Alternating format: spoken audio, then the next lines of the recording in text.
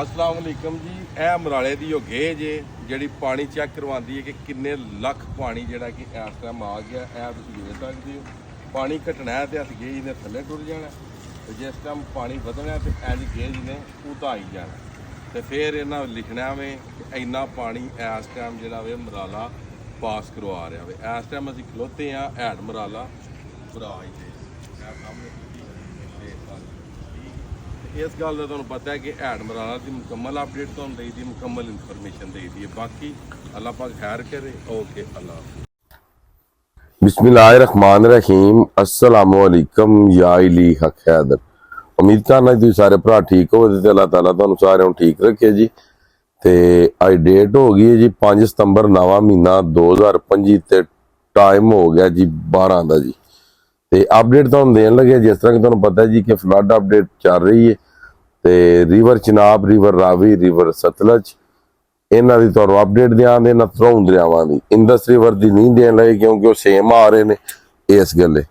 ਤੇ ਲੋ ਜੀ 12 ਵਜੇ ਦਾ ਟਾਈਮ ਹੈ ਜਨਾਬ ਤੇ ਰਿਵਰ ਚਨਾਬ ਹੈਡ ਮਰਾਲਾ ਚੱਲ ਰਿਹਾ ਹੈ 1,13,341।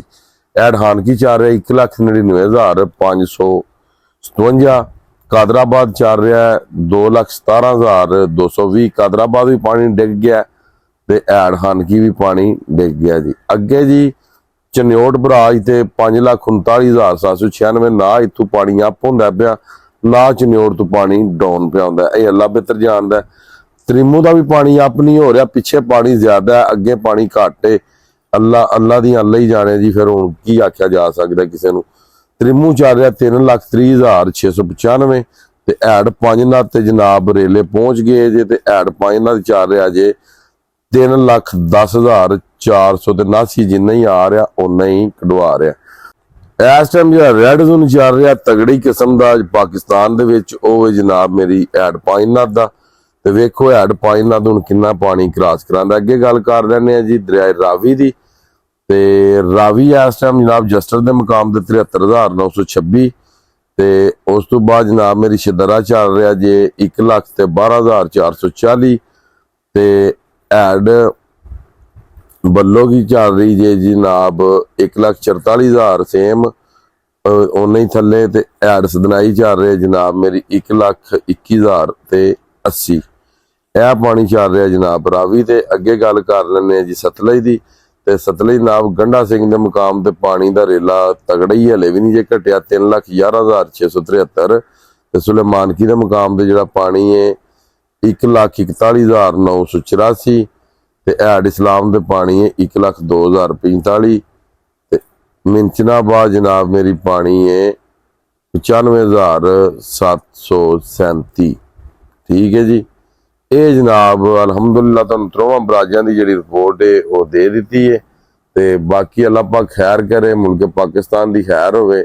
ते अज जनाब सरकार दी आमद दा भी दिन है। अज रात ते कल दिहाड़ जनाब 12 रबीउल अव्वल दे हवाले दे नाल ते मैं अज 1-2 प्रोग्राम है सरकार दी आमद दे हवाले नाल वो अटेंड करने ने जी इंशाअल्लाह अल्लाह दे फजल दे नाल।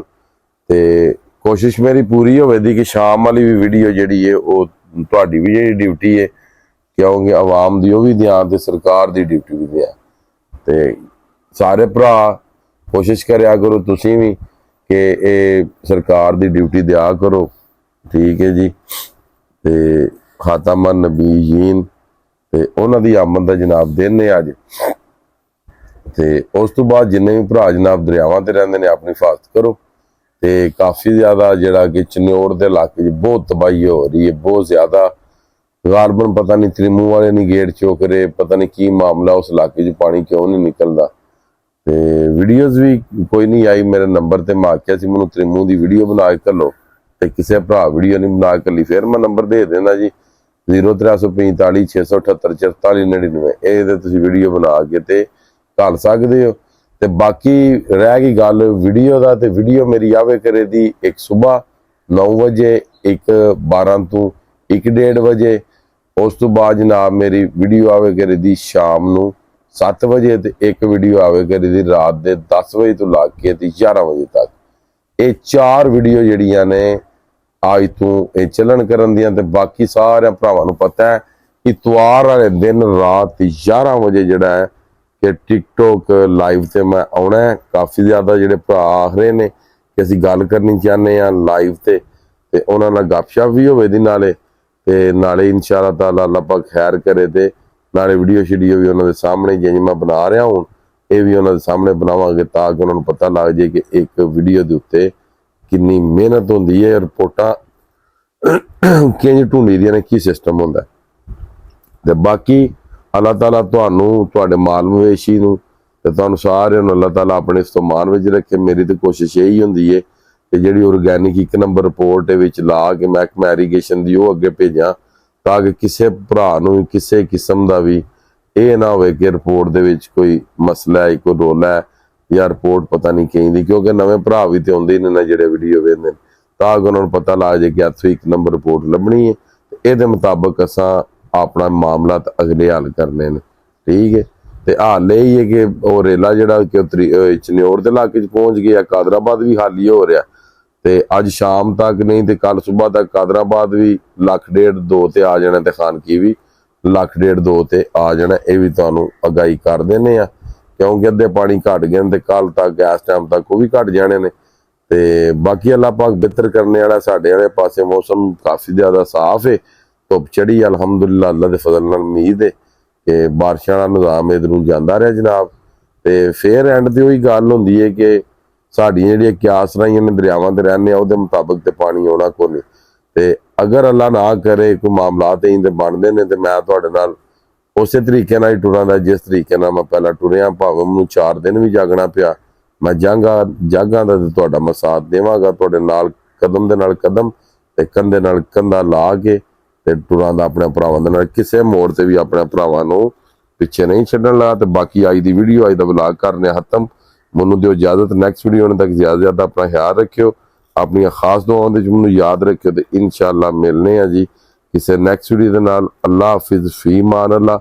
ਆਪਣਾ ਤੇ ਆਪਣੇ ਬੱਚਿਆਂ ਦਾ ਤੇ ਆਪਣੀ ਫੈਮਿਲੀ ਦਾ ਜ਼ਿਆਦਾ ਖਿਆਲ ਰੱਖਿਓ ਜੀ ਤੇ ਇਸ ਪਾਣੀ ਤੋਂ ਅਵਾਇਡ ਕਰਿਓ, ਖਾਸ ਤੌਰ ਤੇ ਪਾਈਨਾਤ ਤੋਂ ਜਿਹੜੇ ਥੱਲੇ ਹੋ ਤੇ ਪਾਈਨਾਤ ਤੋਂ ਜਿਹੜੇ ਉੱਤੇ ਹੋ। ਤੁਹਾਡੇ ਕੋਲ ਮਾਮਲਾ ਬਹੁਤ ਜ਼ਿਆਦਾ ਖਰਾਬ ਹੋਣੇ ਵਾਲੇ ਨੇ ਕਿਉਂਕਿ ਪਤਾ ਕੋਈ ਨਹੀਂ ਕਿ ਪਾਣੀ ਦਾ ਬਹਾਓ ਤੁਹਾਡੇ ਇਲਾਕੇ ਦੇ ਵਿੱਚ ਕਿੰਨਾ ਲੈਵਲ ਵੱਧ ਜੇ। ਇਸ ਗੱਲੇ 5 ਨਾਦ ਵਾਲੇ ਤੁਸੀਂ ਆਪਣਾ ਬਹੁਤ ਖਿਆਲ ਰੱਖਣਾ। ਅੱਲਾਹ ਹਾਫਿਜ਼।